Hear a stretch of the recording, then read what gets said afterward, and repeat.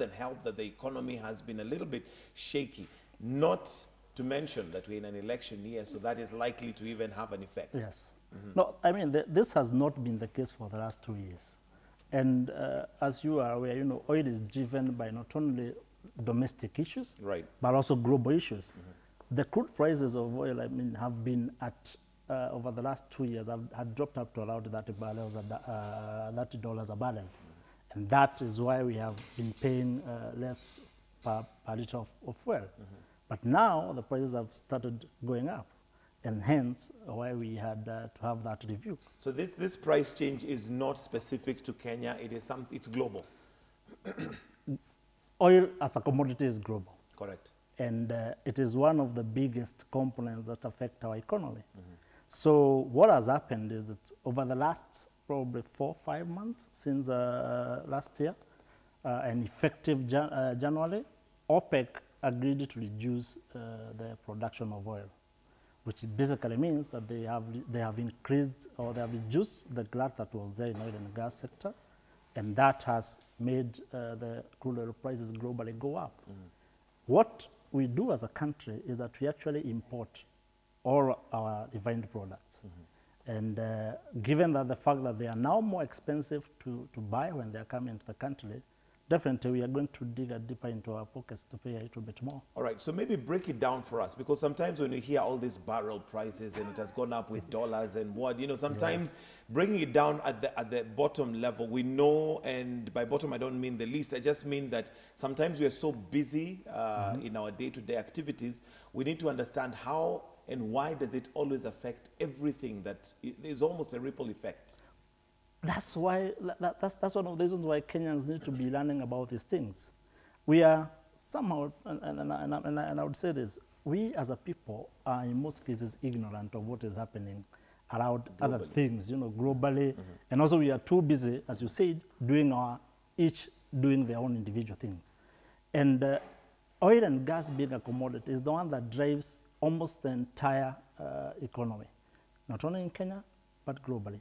Because if you think about it, production here is driven by the input. Oil is one of the inputs into production. Whether you go to agriculture, when you go to transport. So it more Basically or less, drives everything. it drives everything. I mean, they say love, makes the world go round, but I think oil does make the world go round. So what we need to do as a country, or what we are looking at, is the fact that oil is a major component in all our facets of economy.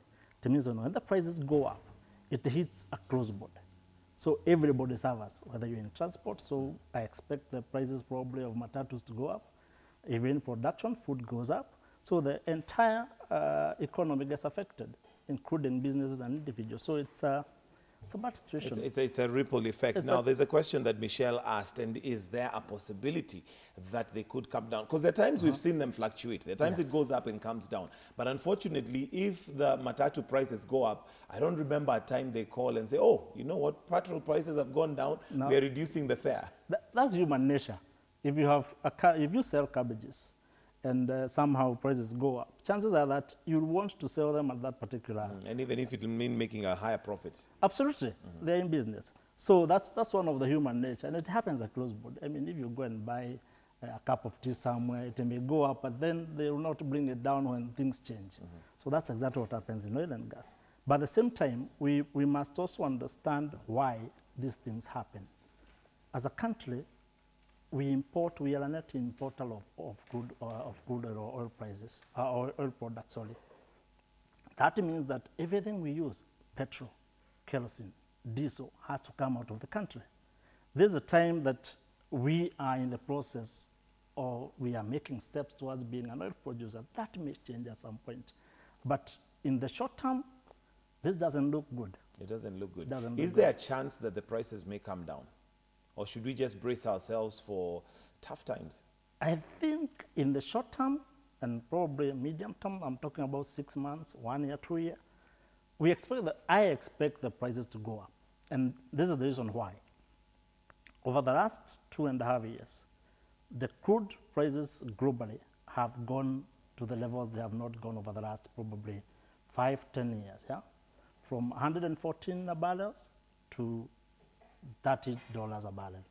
Now, what has happened is that all the oil producers across the world have had it very rough over the last 2 years, including countries like Nigeria and other countries and Saudi Arabia. So what has happened is that they have come together and thought, you know what, our production is what is causing us to have problems, both economic and at some point even social unrest in those countries. So what do we do as a group? We sit down and realize, you know what, let each one of us cut their production, you know, let's reduce producing so that then there is less in the market, which then in effect increases the demand and the prices. So there basically is a group of you know, business people who decide, you know what, let's sort out this thing to our own good.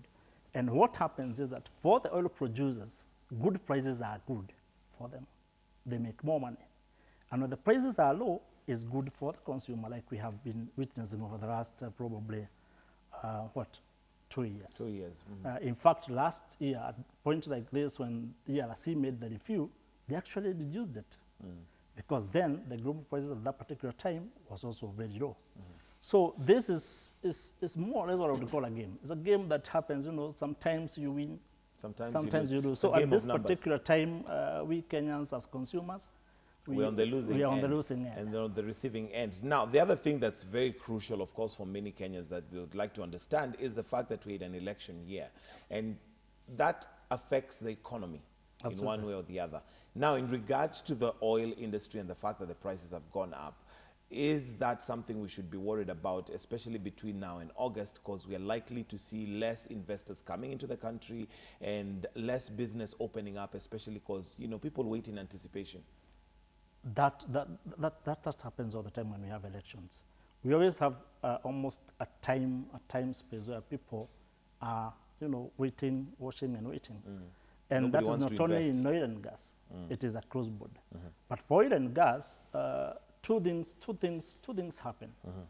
The fact that the prices globally are increasing means the exploration of oil and gas that is happening in the country may get some impetus to happen a little bit more. Because then, a little bit earlier, the investors were also worried because the prices were too low. Now that the prices are going up, they may engage a little bit more.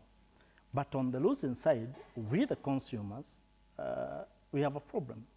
Because it means now the cost of living goes up, the cost of food is up, then add into that the fact that we have drought, less rain, which basically means also that since most of our electricity comes from hydro, now we shift probably to geothermal and thermal, which is more expensive. Meaning that now, probably at some point in the course of the year, we'll start paying a little bit more at the household level in terms of electricity bills. So things don't look very nice. And we hope that, you know, that things can improve. Can Quite improve. a grim. But at the same time, remember, the global slowdown is not just affecting Kenya. Right. The entire global economy is on a slowdown.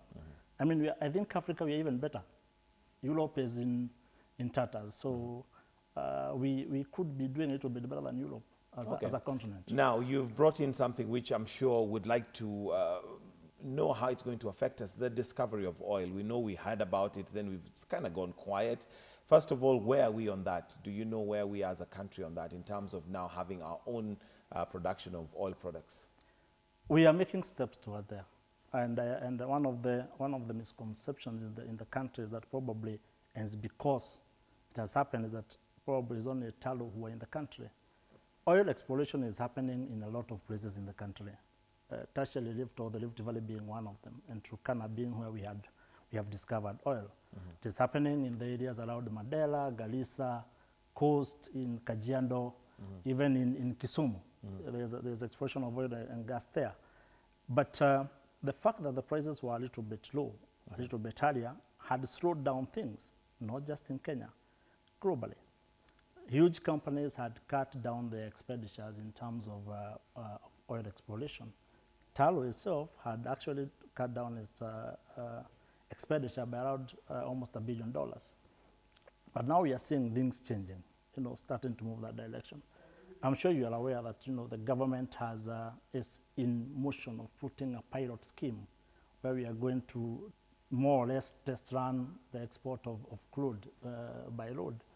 But in terms of when we expect this to happen, 2020, 2021, 2022, that is probably when we'll have full-blown production. Yes. And how is that likely to affect our oil prices locally? Because I guess with a layman mentality, yes, you imagine that if we are, producing and we have crude oil and fuel, then we should just consume our own, and that makes it very cheap. That's an interesting discussion, and it's a conversation that the country also needs to have. We need to make a few decisions. One, are we going as a country to export our crude, have it refined somewhere else, like maybe India, and then import refined product? I see it being a challenge because one, we have recently in 2013 closed our refinery in Mombasa. But I'm hoping that probably in the pipeline is an idea or a concept or plan to actually construct our own pipeline, I mean our own refinery. The argument is that it is expensive to do that, but I think there are solutions to such. We could do a modular model whereby we do a small refinery that can only take care of our domestic things, and then the rest we can export. Yes, but it should make life a little bit easier for Kenyans. Okay. Yes. Now, going back to the pump prices that have changed, how is that going to affect the business community? Because, of course, we do know Mwananchi is probably going to pay more for the matatu, pay more for unga, pay more for sugar. But now, in terms of now the business community, how do they absorb that change? One, they will absorb it and actually also pass it on to the consumer. Like I mentioned earlier, I mean, fuel is a major input in a close sectors in the country.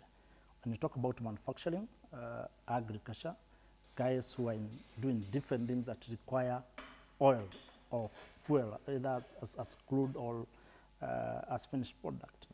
That will affect them because then it means the cost of producing whatever they are doing increases up. Of course, reducing some of their margins, but in most cases, they pass it on to the next, to the final consumer, which makes life also a little bit difficult for the buyer. So it's a very bad situation, and it's one of the things that we would hope that the government takes some measure towards correcting. But the point actually that is even bigger is the fact that the major component of our petrol prices that makes it very expensive is actually taxation, because it almost comes into around that 34 to around 40%. Okay, I guess that's a whole discussion for another day, which we can have at another time. Thank you very much, Joe Watson Gakuo, who's the CEO of Upstream Oil and Gas Limited, just breaking it down for us on what it means to the consumer when there is an increase in pump prices. For now, would like to turn over to Michelle Ngele and take a look at the daily